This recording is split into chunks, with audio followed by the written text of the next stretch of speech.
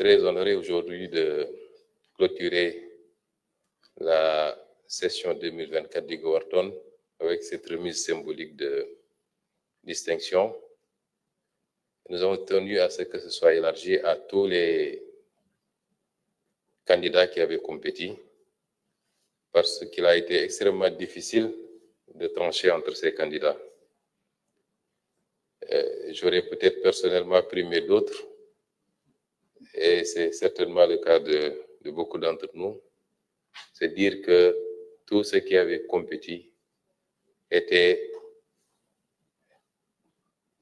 méritants au même titre, et nous vous félicitons, nous vous encourageons. Je félicite Monsieur le ministre de la Fonction publique pour cette initiative. Nous avons entendu sa doléance par rapport à la pérennisation de l'activité et son inscription au budget de l'État. Monsieur le ministre de la Fonction publique a pris cette initiative en recherchant des solutions pour l'administration particulièrement. Mais il a dû se rendre compte que les offres qui ont été faites dépassent largement le cadre des besoins de l'administration, puisqu'on a eu des solutions pour la fluidité de la circulation, des solutions pour l'agriculture, et j'en passe, qui dépassaient donc largement le seul cadre de l'administration. Et je pense que le Goverton doit être non seulement perpétué, mais être co-organisé par plusieurs ministères, puisqu'à la base, ça devait relever, à mon humble avis, du ministère des télécommunications et du numérique. Il s'agit fondamentalement de l'innovation dans le domaine numérique. Et c'est tout à l'honneur du ministère de la Fonction publique d'avoir pris les devants. Mais dans un contexte où nous venons juste de lancer le grand programme du New Deal technologique, il est important que la jonction puisse se faire et que chaque ministère puisse exprimer ses attentes et ses besoins et permettre à des jeunes talents de travailler à offrir des solutions sous la supervision, bien entendu, du ministère des télécommunications et du numérique. C'est extrêmement important parce que le monde est en train de faire sa mue. Nous sommes dans un 21e siècle très mouvant, où les choses avancent très rapidement et portées particulièrement, j'allais dire essentiellement, par l'innovation dans le domaine des sciences et technologies, et particulièrement les nouvelles technologies, le numérique, l'intelligence artificielle, et j'en passe. Il est important que notre pays puisse se positionner. J'ai bien aimé le discours de l'un des intervenants. La question du numérique pose et soulève beaucoup de préoccupations. On ne voit que l'aspect économique, alors il est le plus saillant, au point que partout nous avons vu la naissance de ministères chargés de l'économie numérique. C'est parce que le numérique est devenu le premier facteur économique dans le monde. L'économie mondiale est tirée particulièrement essentiellement par le numérique.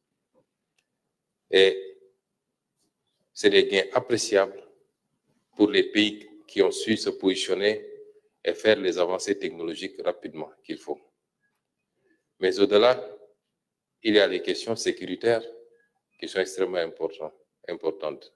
La dernière fois, je vous parlais d'une solution qui a été importée dans une de nos administrations, alors qu'on avait la possibilité de recourir à l'expertise locale.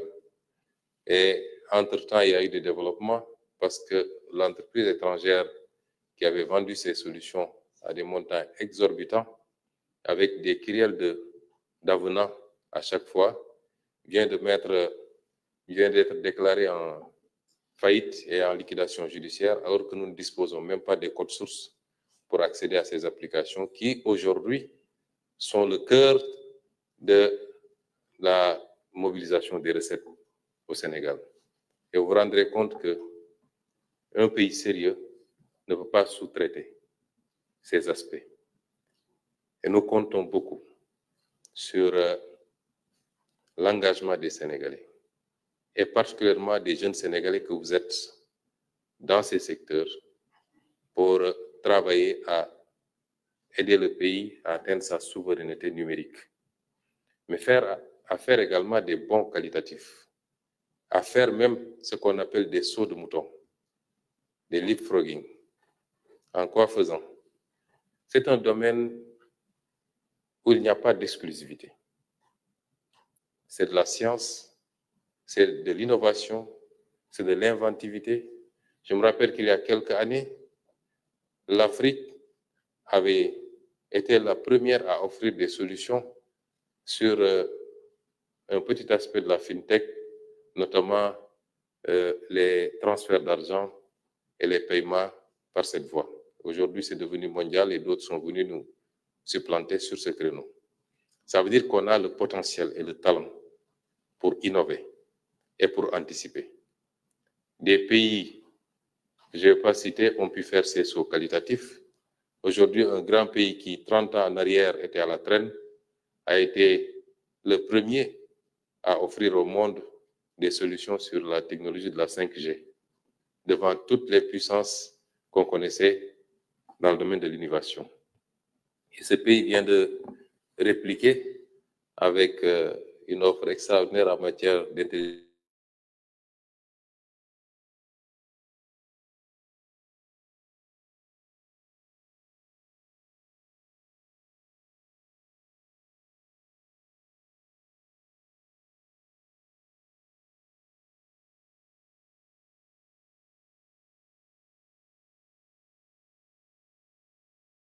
Il ne s'agit pas effectivement juste d'avoir les idées, il faut du soutien, il faut de l'accompagnement, il faut de l'encadrement. Et l'État du Sénégal, par ma voix, vous assure que vous aurez ce soutien et cet engagement, cet encadrement de sa part. Il y a quelques semaines, nous avons révisé la loi adoptée en Conseil des ministres, la loi portant organisation des startups, promouvant l'innovation. C'est pour la rendre beaucoup plus ambitieuse, pour permettre un plus grand encadrement de ce domaine qui peut valoir à notre pays des satisfactions immenses. Rappelez-vous que, comme l'avait dit le ministre du numérique lors du lancement de la stratégie du New Deal, que notre ambition, c'est de positionner le Sénégal comme un hub en Afrique, et particulièrement en Afrique de l'Ouest. Ce hub, c'est vous qui allez le construire, avec notre accompagnement et notre encadrement. Et au-delà du gouvernement, je vais instruire tous les démembrements de l'État, les directions générales et les agences particulièrement, à trouver les moyens d'accompagner les jeunes dans leurs efforts, les activités d'innovation, de recherche et de développement. Mais il ne s'agira pas seulement de l'État, puisqu'il faut le faire avec le secteur privé également. Et je félicite et je remercie les deux entités privées qui sont là, présentes, notamment Oumou Solutions et l'entreprise de M. Sonko. Mais il nous en faut beaucoup plus en réalité. Parce que dans tous les pays où ça marche, il y a une connexion entre le monde de la recherche et le monde de l'entreprise, le monde du secteur privé de manière générale. Et les startups ont besoin de partenariats au-delà de l'État, mais d'un secteur privé conscient des enjeux et qui accompagne les jeunes inventeurs. Et je lance un appel très fort à ce secteur privé sénégalais. L'économie d'aujourd'hui, mais plus singulièrement l'économie de demain, c'est essentiellement autour du numérique. Il faut venir accompagner ces jeunes, les encadrer, leur trouver les ressources financières et la stabilité qu'il faut pour qu'ils puissent performer également dans ce domaine. Et plus tard, pouvoir en récolter les gains. Parce que les secteurs privés, ce n'est pas l'État malheureusement. Ils ne font rien pour rien. Mais c'est les assurer également qu'il y a des retombées possibles.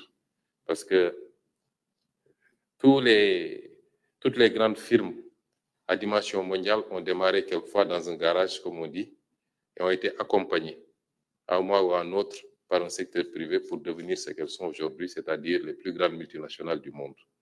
Et nous lançons donc cet appel au secteur privé pour plus de participation, plus d'engagement auprès de ces jeunes qui doivent être donnés en exemple.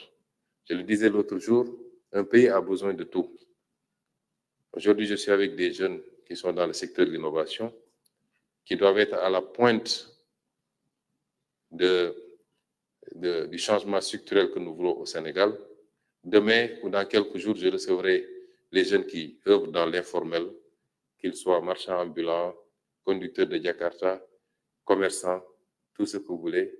Nous sommes dans une dynamique inclusive qui devra mobiliser tous les Sénégalais autour de cette nouvelle dynamique qui doit nous amener à croire principalement et fondamentalement en nous-mêmes, à nos solutions, mais en nous inspirant des meilleures pratiques.